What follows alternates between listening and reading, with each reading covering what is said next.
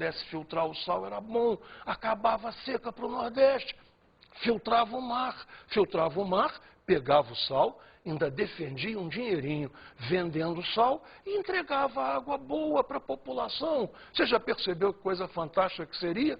Lastimavelmente, não dá certo. E, finalmente, as partículas de sal são absolutamente invisíveis. Logo, conclui comigo, uma solução verdadeira, sem a menor dúvida, é um meio homogêneo. O que nos leva a uma definição fantástica para a solução, ou para a solução verdadeira. Repare, eu tinha duas coisas, A e B. Então, uma solução certamente é uma mistura. Mas você aprendeu agora que ela é uma mistura especial. Quanto à homogeneidade ou heterogeneidade, solução é uma mistura homogênea. Outra coisa importante que eu quero que você guarde é o seguinte. Lembra que os nomes eram disperso e dispergente? Em soluções nós vamos dar um nome mais especial. Uma solução é constituída de um soluto, aquilo que eu dissolvo, dentro de um solvente. No nosso exemplo da água com sal, o soluto quem é? O sal. E o solvente quem é? A água. Eu acho que está absolutamente claro. Por favor, mete na cabeça essas duas definições que são curtíssimas. Solução, o que é? Mistura homogênea. E, finalmente, solução é um conjunto de um soluto e de um solvente. Bem, nós vamos ver agora a classificação das soluções quanto ao estado físico. Essa classificação é muito simples. Uma solução tem o mesmo estado físico que seu solvente.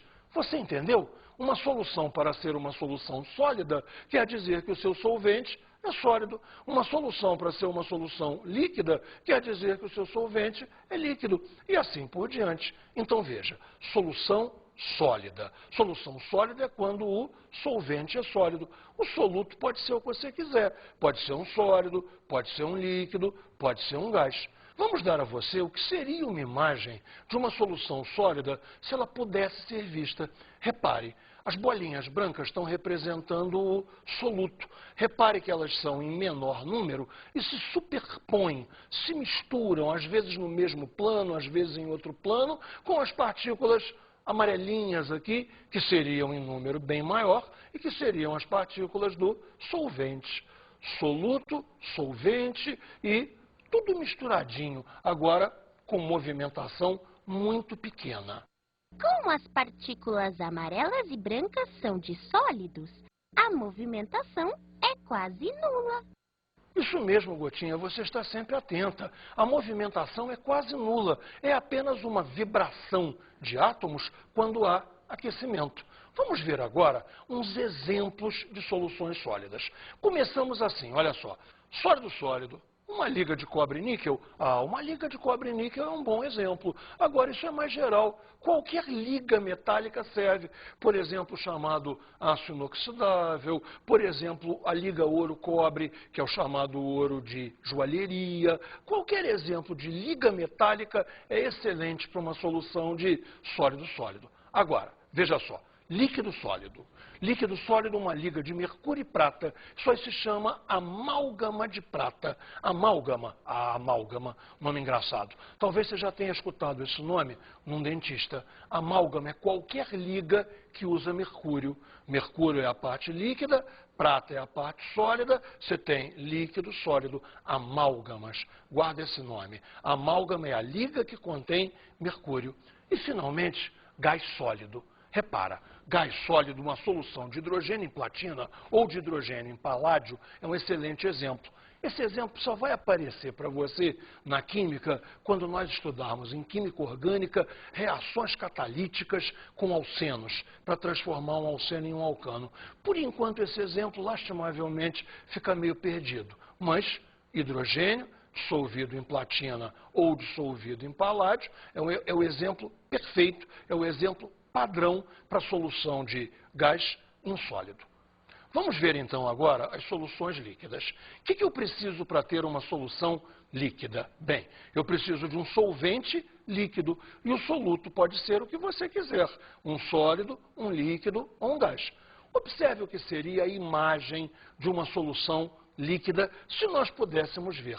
Repare, aqui você tem o solventes. O solvente está sempre em quantidade maior. Ele é líquido. Repare, as distâncias ainda são pequenas, mas a desordem é maior. Não há uma arrumação geométrica das partículas brancas como havia na solução sólida. E as partículas do soluto ficam separadas, jogadas aí dentro. Repare, não há uma geometria adequada. As partículas amarelas do soluto movimentam-se um pouco dentro do líquido, que é formado pelas partículas brancas. Isso mesmo, Gotinha, você está participando cada vez mais de nossas aulas e eu tenho a certeza que todos os nossos alunos também. Bom, vamos então partir para exemplos de soluções líquidas. Começamos com a solução de um sólido e um líquido. Um exemplo perfeito é sal dissolvido em água. Para que complicar? Sal em água, solução de um sólido dentro de um líquido. Perfeito? Agora uma solução de um líquido em um líquido. Vamos para a química mesmo. Ácido sulfúrico. Ácido sulfúrico é um líquido dissolvido dentro da água, que é um líquido. Você tem uma solução de ácido sulfúrico. Em casa, você tem, por exemplo, a solução de álcool e água, que é o álcool vendido comercialmente. Finalmente, gás dissolvido num líquido. Oxigênio e água é um exemplo legal, mas tem outros. Gás carbônico dissolvido na água, nos refrigerantes, o próprio ar dissolvido na água. Eu só preciso que você esteja atento ao seguinte: se aparecer bolha, deixou de ser solução. Sabe por quê? Porque deixou de ser homogêneo.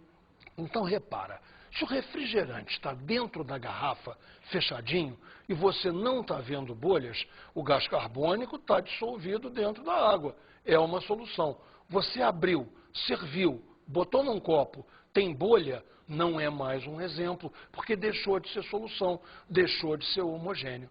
Homogeneidade é uma vantagem e um problema. Para definir é ótimo. Solução tem que ser homogêneo, mas cobra de nós o preço de estarmos eternamente atentos a verificar essa homogeneidade. Percebeu, entendeu isso? Finalmente, solução gasosa. Na prática só existe um tipo de solução gasosa, um gás dissolvido dentro de outro gás. Gás com gás é sempre homogêneo. O melhor exemplo, sem dúvida, é o ar atmosférico. Claro, ar atmosférico completamente limpo, completamente isento de poeira. Este é um exemplo perfeito de solução gasosa. Repare no que seria a imagem de uma solução gasosa. Não há uma distinção real entre soluto e solvente. Se você quiser que solutos sejam as amarelas e solventes sejam as brancas, está tudo certo. Agora, repare, a liberdade de movimento. Liberdade. Essa é a chamada da solução gasosa, é a chamada do gás.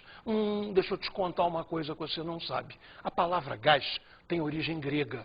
Gás vem de caos, que é exatamente o que é um gás. A liberdade de movimento. Xiii, que bagunça! Aqui tudo é gás e as partículas vão para onde querem. Gotinha, você pegou exatamente a ideia do que é um gás. Gás é isso mesmo. Em grego, gás é caos. Na tua linguagem de Gotinha, gás é bagunça. Tá tudo certo. Você entendeu realmente. Vamos então para um assunto novo, já que você já entendeu tudo, já está doutorada nesse assunto. Vamos agora para a classificação das soluções quanto à proporção entre soluto e solvente. Observe bem. Uma solução é saturada quando ela contém, em dada temperatura, o máximo de soluto possível de ser dissolvido por agitação. O que é isso? O que é isso? Repara só. Imagina que você pega um copo d'água e vai adicionando sal e mexendo. Adicionando sal e mexendo. Adicionando sal, sim, e mexendo. Chega uma hora em que, por mais que você agite, não dissolve mais. Se você colocar mais sal, irá para o fundo. Você diz então que a solução estará saturada para aquela temperatura. Temperatura, é claro, tem uma grande influência na solubilidade. Se você não sabe disso, eu tenho uma certeza. Sua mãe sabe. Sua mãe, quando a louça está muito suja, está muito engordurada, o que ela faz? Joga água quente, porque a água quente tem uma capacidade de solvência em relação à gordura que a água fria não tem. Bom, isso é a solução saturada. E o que seria uma solução insaturada. Uma solução é insaturada quando ela contém, em dada temperatura, menos do que o máximo de soluto possível de ser dissolvido. Ou seja, você não atingiu aquele máximo possível, você não chegou lá. Caberia mais soluto, a solução então é insaturada. Temos uma última possibilidade ainda, que é uma solução supersaturada. Uma solução supersaturada contém, graças à variação de temperatura, quantidade de soluto maior do que a da solução saturada na mesma temperatura. Ué, como é que pode ser feita essa mágica? Quando a gente for estudar os gráficos, eu te explico como é que essa mágica é feita. Essa mágica é uma mudança de temperatura para menos, lenta, vagarosa. Vou te explicar tudo quando a gente vir os gráficos. A palavra-chave é resfriamento lento. Bom, nós temos uma outra conversa ainda na proporção soluto-solvente. Uma solução pode ser chamada diluída. Repara aqui a definição.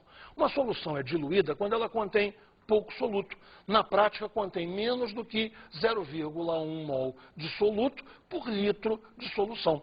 Ao contrário, uma solução é dita concentrada quando ela tem muito soluto. Evidentemente, mais do que 0,1 mol por litro de solvente. Está entendido isso?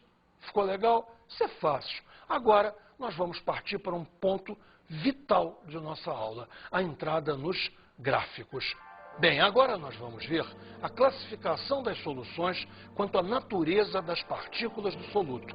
Repara uma coisa, basicamente o que me interessa é discutir se o soluto é formado por moléculas ou formado por íons.